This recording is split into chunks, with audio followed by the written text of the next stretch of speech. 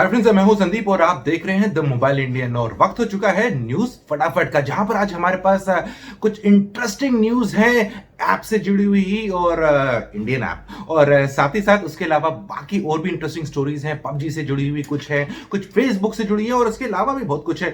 तो स्टार्ट करते हैं न्यूज फटाफट।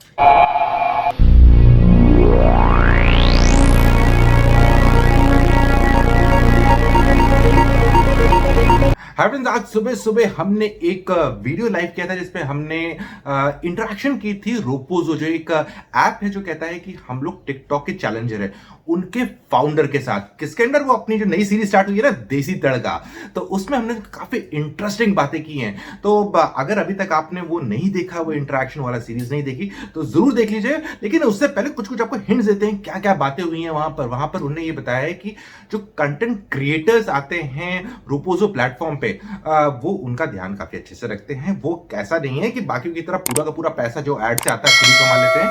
वो एक रेवेन्यू शेयर भी देते हैं कंटेंट क्रिएटर्स को। और एक इंटरेस्टिंग बात उन्हें बताई कि उन्हें कुछ कुछ जो कंटेंट क्रिएटर्स उस प्लेटफॉर्म पे है रोपोजो पे, वो ऑलमोस्ट 1 लाख रुपए तक कमाते हैं पर महीने।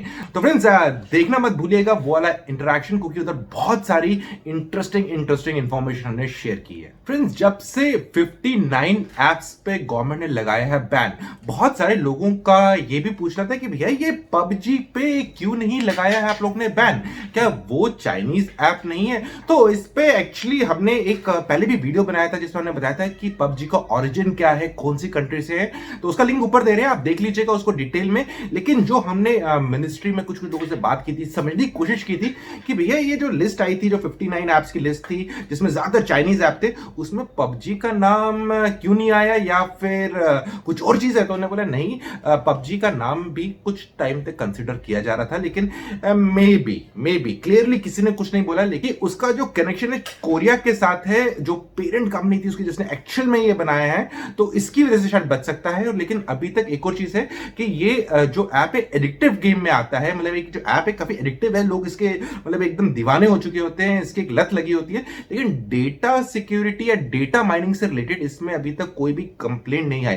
तो ये दो कारण पता लगे हैं कि शायद इन्हीं की वजह से पबजी का नाम इस 59 एप्स की लिस्ट में नहीं है। लेकिन आगे चल के नाम हो सकता है कि नहीं हो सकता है, वो तो भैया टाइम ही बताएगा कि पबजी इस लिस्ट में आती है कि नहीं।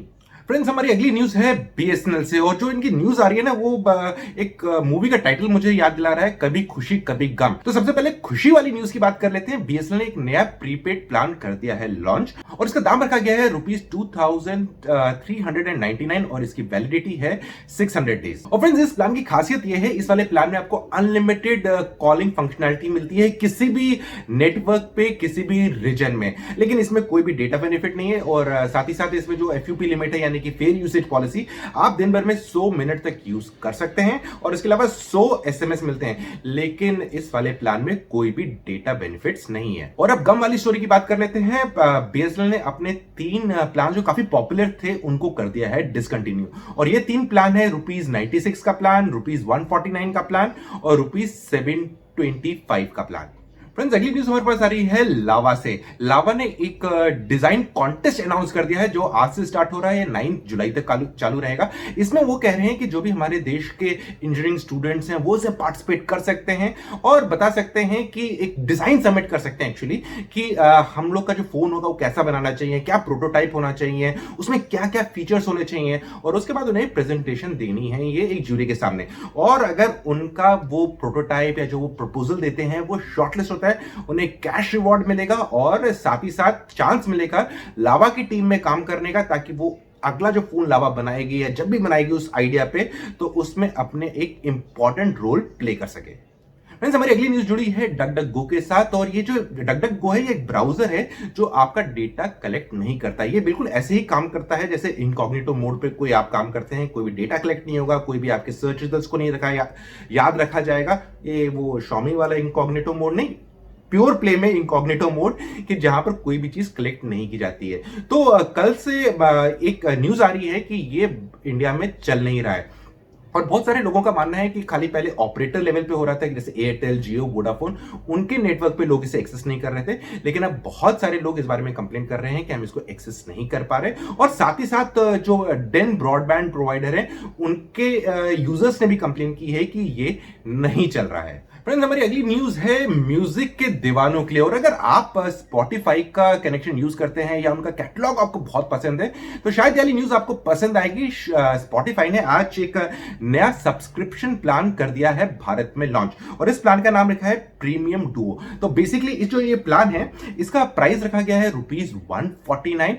उन लोगों ने कहा ये जो प्लान है 149 वाला प्लान, ये 2 लोग यूज कर सकते हैं, लेकिन एक कंडीशन है कि उन दोनों का एड्रेस सेम होना चाहिए और दोनों को प्रीमियम कनेक्शन मिल जाएगा। फ्रेंड्स, अगली न्यूज जुड़ी हुई है Asus ROG 3 फोन के साथ, और अब उसकी डेट कंफर्म हो चुकी है। ये एक ग्लोबल लॉन्च होगा जुलाई 22 को। अभी तक ये कंफर्म नहीं हुआ है कि जुलाई 20 में इंडिया में भी फोन अवेलेबल होगा या उस दिन खाली अनाउंसमेंट होगी और फिर बाद में अवेलेबिलिटी होगी। तो इंतजार करना पड़ेगा जुलाई 22 तक, तब पता लग जाएगा कि भैया ये हिंदुस्तान में फोन आ रहा है कि नहीं आ रहा है। लेकिन ROG फोन 2 ने तो मार्केट में काफी धमाल मचाया था। क्या आपने ROG फोन के यूजर हैं? आपका अगर है तो आप कमेंट सेक्शन में जरूर बताइएगा कि अभी तक आपका एक्सपीरियंस कैसा रहा था फोन के साथ।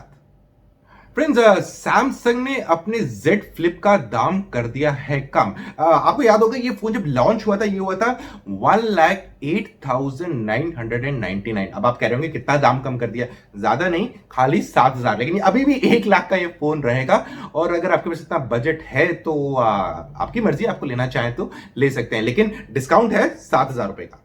फ्रेंड्स, पिछले कुछ दिनों में व्हाट्सएप ने काफी ज्यादा फीचर्स अपने सिस्टम में ऐड कर दिए हैं, जैसे कि स्टिकर्स ऐड कर दिया है, QR स्कैनिंग कर दिया है, और इसके अलावा उन्होंने ये भी अनाउंसमेंट की है कि वेब वाले जो वर्जन है जो आप डेस्कटॉप पे एक्सेस करते हैं, उसमें भी डार्क मोड का सपोर्ट आने वाला है, और व्हाट्सएप और जियो में स्टेटस सपोर्ट मिलेगा। यानी कि व्हाट्सएप अगर आप जियो फोन में यूज कर रहे हैं तो उसमें भी आप स्टेटस मैसेज यूज करते हैं। अभी तक आपने कौन कौन से फीचर्स व्हाट्सएप के ट्राई कर लिए हैं? कमेंट सेक्शन में जरूर बताइएगा, और बताइएगा आपको उनमें फीचर्स कुछ इंटरेस्टिंग लगे या बस ऐसे ही लगा कि खाना पूर्ति कर दिया, बस रिलीज करने के लिए रिलीज कर दी है।